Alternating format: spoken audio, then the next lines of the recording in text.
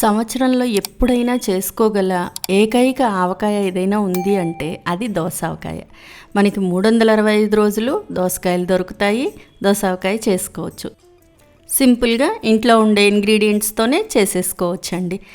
ఈ దోసావకాయ ఎలా చేసుకోవాలో చూద్దాం friends. Hi friends, easy veg రెసిపీస్కి తిరిగి స్వాగతం. దోసకాయ చేసుకోవడానికి మనకి ముందరగా కావాల్సింది ఆబ్వియస్లీ దోసకాయలు. ఈ దోసకాయలు ఇంత పెద్ద ముక్కలుగా కట్ చేసుకోవాలి. అలాగే లోపల ఉండే గిజురు కూడా యూజ్ చేస్తామండి. అదే లోపల ఉండే ఫ్లష్ గింజలు అవి కూడా యూజ్ చేస్తాం. అలాగే నిమ్మకాయ కూడా కావాలి మనకి. రుచికి సరిపడా ఉప్పు, అది ఏదైనా నార్మల్ ఉప్పు తీసుకోవచ్చు, లేదా పచ్చళ్ళల్లో వాడే ఉప్పు అయినా వాడచ్చు. 1 table spoon or 1.5 table spoon ఆవు పొడి రెడీమేడ్ది వాడుకోవచ్చు. ఒక 2 టేబుల్ స్పూన్స్ దాకా కారము, పచ్చికారం అంటారు అది.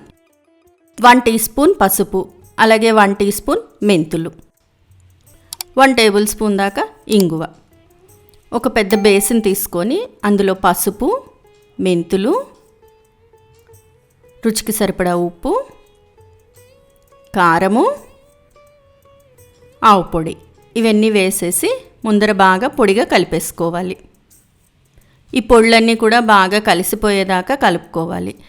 ఇందులో ఇంగువ వేసుకోవాలి. ఇలా స్పూన్లో వేసుకొని 1 టేబుల్ స్పూన్ దాకా తీసుకొని వేసుకోవచ్చు. ఇంగువ కూడా వేసిన తర్వాత మళ్ళీ ఒకసారి బాగా కలిపేసుకోవాలి. అన్నట్టు నూనె చెప్పడం మర్చిపోయాను ఫ్రెండ్స్, నూనె కూడా వాడతాం దీనిలో. ఈ పొడులన్నీ బాగా కలిసిపోయిన తర్వాత దోసకాయ ముక్కలు వేసేస్తాము. దోసకాయ ముక్కలు వేసి ఒకసారి బాగా కలిపేసేయాలి. దోసకాయ ముక్కలన్నిటికీ కూడా ఆ కారం అది బాగా పట్టేటట్టుగా కలుపుకోవాలి. ఇలా పూర్తిగా కలిసిపోయిన తర్వాత నూనె వేస్తాము. నూనె మామూలుగా ఇంట్లో వంటకి వాడుకునే నూనె ఏదైనా పర్వాలేదు. సన్ఫ్లవర్ ఆయిల్ లేదా రైస్ రిచ్ ఆయిల్, అది ఏదైనా పర్వాలేదు. అది వేసి కలపాలి. నూనె వేసి కలిపిన తర్వాత నిమ్మకాయలు పిండుకోవాలి.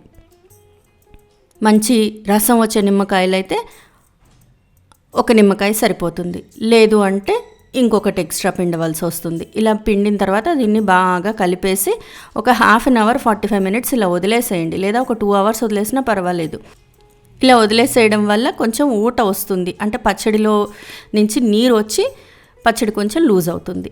ఇంతే, దోసకాయ రెడీ అయిపోయింది. ఇంకా సర్వ్ చేసేసుకోవచ్చు. వేడివేడి అన్నంలో నెయ్యి కానీ నూనె కానీ వేసుకొని దోసకాయ తింటే అబ్బా ఎంత బాగుంటుందో. ఫ్రెండ్స్, ఈ రెసిపీ మీకు నచ్చినట్లయితే మీరు ట్రై చేయండి. మీ ఇంట్లో వాళ్ళకి టేస్ట్ చేసి చూపించండి. ఎలా వచ్చిందో నాకు కామెంట్ బాక్స్లో కామెంట్ చేయండి. ఈ వీడియో మీకు నచ్చినట్లయితే ప్లీజ్ లైక్ చేయండి, షేర్ చేయండి. ఛానల్ సబ్స్క్రైబ్ చేసుకొని వాళ్ళు ఛానల్ సబ్స్క్రైబ్ చేసుకోండి. ఆ బెల్ ఐకాన్ క్లిక్ చేయడం మాత్రం మర్చిపోవద్దు ఫ్రెండ్స్.